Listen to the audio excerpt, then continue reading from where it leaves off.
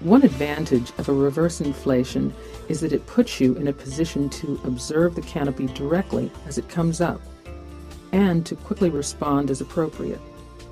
In higher winds, you have the additional advantage of being in a better position to brace yourself against the pull of the canopy or to run towards it if necessary to moderate its pull against you.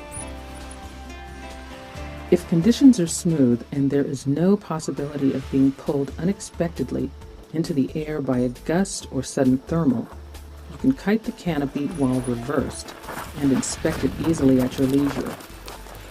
It is normally easier to abort a reverse launch than a forward launch. The disadvantages of a reverse inflation are that it is initially more complicated to learn. It is difficult to perform if you do not have sure footing, and it is more difficult than a forward inflation in calm conditions on very shallow slopes. When the winds are blowing strong enough to inflate the glider without forward movement, you can practice kiting. Kiting is a great way to practice canopy inflation, control, and deflation, and is a mandatory skill for the advancing pilot. Like all forms of aviation, most paragliding accidents occur during launch and landing. A safe paraglider pilot must be comfortable inflating, launching, and collapsing the canopy in the conditions he wants to fly in. Nothing better prepares you for handling myriad conditions than kiting practice with a variety of slopes and winds. You should practice kiting not just in the reverse position, but also in the forward position after turning around from a reverse inflation. If the winds are blowing stronger than 5 miles per hour on a slope, you can kite the canopy while standing still, and a reverse inflation is recommended. A reverse inflation is also recommended in lighter winds on slopes that provide for sure footing and have adequate room for the inflation, turnaround, and launch. There have been a lot of different techniques developed for reverse inflation over the years, but we are going to recommend and explain 3 techniques, 2 for calm or light winds and 1 for stronger winds.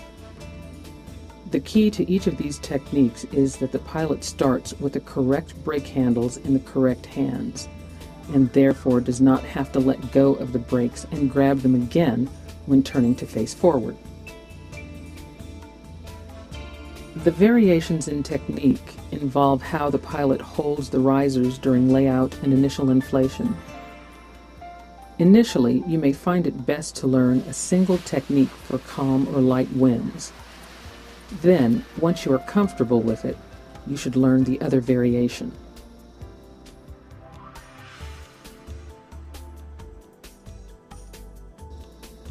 The following assumes you are a right-handed pilot and will be turning to your left to face forward. If you are a left-handed pilot and/or will be spinning to your right, the hand positions as well as which riser crosses over the other riser should be reversed. This variation is normally the easiest to initially learn and works well in calm or light winds. You make the initial pull for inflation with your arms parallel and straight out in front of your shoulders, with each hand holding the opposite A riser. Once you pull the wing up and it approaches overhead, you release the A risers and use the respective brake handles for control. The disadvantage of this technique is that it is difficult to make an immediate correction for a low wing because you cannot pull the A risers of the low wing while pulling the brake handle of the high wing with the same hand. This is usually not that significant unless you are inflating in a tight spot with a crosswind. Face the canopy squarely and back up until the A-lines are tight. With straight arms, lean back and pull evenly on the A risers to inflate the canopy and bring it off the ground. As the canopy comes up, release the A risers and be prepared to use brakes to stop the canopy from flying overhead. If the canopy starts to move off center, Step laterally towards the canopy while pulling the brake handle that is in your hand on that same side. For example, if the canopy moves towards your right, canopy's left, you will need to step towards your right and apply brake on the canopy's right side, the handle which is in your right hand. Steady kiting of the canopy requires greater than 5 miles per hour of wind, so if nature is not providing it, you must make up the difference by forward movement into the wind. This means that initially you will continue walking backwards as quickly as required to keep the canopy overhead. Continuous backward walking is difficult, and you should practice turning around to face the intended launch direction as soon as the canopy is overhead. Keeping the canopy inflated in such conditions requires a continuous tow force on the canopy during your turnaround and is greatly aided if you are moving downhill on a slope because your weight will help keep the canopy loaded and inflated. A small and smooth brake application is normally required to keep the canopy inflated during the turnaround to the forward kiting position. If there is any wind at all, you may want to get in the practice of spinning back around to face the canopy prior to deflating it. It is a good practice to spin back around to deflate the canopy in the opposite direction that you turn around to launch in. That way the risers will be in the proper configuration for a subsequent inflation. In winds above 5 miles per hour, you can kite the canopy while standing still.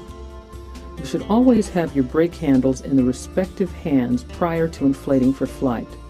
However, it is perfectly acceptable to practice kiting with the brake handles still in their retaining clips. In this variation, you inflate with the right wing A risers in your right hand and the left A risers in your left hand. The advantage is that you can release one riser before the other if you need to apply corrective brake for directional control before the canopy is high enough to release both A risers. This can be especially advantageous when inflating in a tight spot in a crosswind.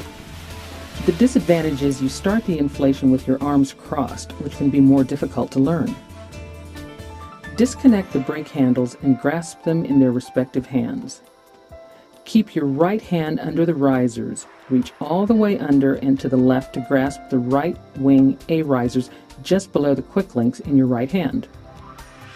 With your left hand over the risers, reach to the right and grasp the left wing A risers just below the quick links. Put your hands together at the wrists, facing each other and with your left hand on top. Inflation is the same as in the first variation. However, if the canopy starts to move off center, step laterally towards the canopy while pulling the brake handle that is in your hand on that same side. As the winds increase in strength and/or the launch slope becomes steeper, the possibility increases for either getting dragged downwind during the inflation or pulled off your feet prematurely, either event being potentially dangerous. You can control the canopy best in these situations by using a launch technique that begins with the correct brake lines in each hand and one hand controlling the initiation of inflation with the A risers and the other hand controlling the rate of inflation with the C risers. We will refer to this launch technique as Variation 3. In winds of more than 10 miles per hour or in gusty winds, you may be pulled off the ground before you are ready to fly. Use extreme caution in these conditions. Do not attempt to launch in high or gusty winds until you have mastered kiting the canopy in these conditions. To avoid losing control of the canopy in moderate or stronger winds, you should not spread it out into a horseshoe shape, but instead keep it in a rosette, which is a loosely shaped ball, oriented so that the center section is uphill and facing the wind. Pull the tips out several feet so that the wind will be able to inflate the center section. Gently pull the risers as you walk away from the canopy, freeing the lines. Sort the risers and lines as best you can, ensuring the A risers and lines are on top and the brake lines are on the bottom. You should not open the wing fully to verify that all the lines are free of snags until later, after you have hooked the risers to your harness and you are better able to control the canopy. Hook the risers to the canopy in the reverse position described previously. Facing the canopy, detach the brake handles with the respective hands. Grasp all A risers in your left hand and both C risers in your right. Each set of risers should be aligned at the quick links, and you should hold them just below the quick links. Back away from the canopy until the A lines go tight, and then, by pulling on the A risers, tease the leading edge of the canopy up into the wind to start it inflating. Do not raise the canopy fully off the ground. Just bring the leading edge up 3 to 5 feet and fill the cells to make the canopy spread out span-wise. If the canopy starts to fly off the ground, release pressure on the A risers while stepping towards the canopy and, if necessary, pull on the C risers to bring the canopy back down.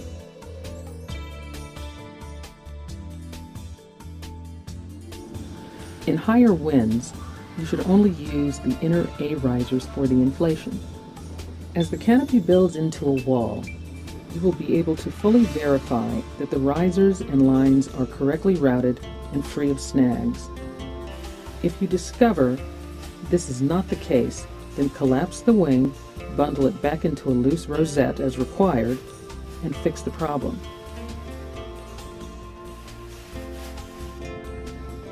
When ready, tug lightly on the A risers to start the inflation. As the canopy comes up, it will pull hard against you. Moderate the rate at which the canopy comes up and the canopy's pull on you by using pressure on the C risers and stepping quickly towards the canopy as necessary. As the winds increase in strength, you need to get the canopy off the ground and overhead quickly. Any hesitation while the canopy is in the high drag region may result in pulling you off of your feet. By the same token, failure to check the canopy as it moves rapidly overhead may result in you being lifted off your feet momentarily with the canopy overshooting into a forward tuck. Use caution as you progress to stronger winds, and do not attempt kiting on slopes until you have demonstrated proficiency on a large, unrestricted grassy field. Regardless of whether you are reverse or forward kiting, maintain a strong lean away from the canopy and an exaggerated knee bend. Always be ready for small gusts that may momentarily lift you off the ground. If you get spun around, lean forward aggressively to keep as much weight as far forward as possible.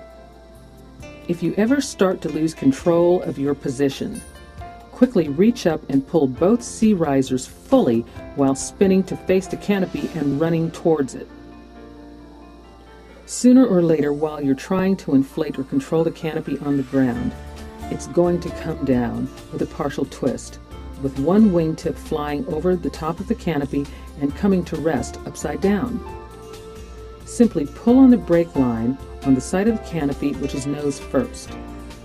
This will inflate the canopy from the trailing edge just on that side.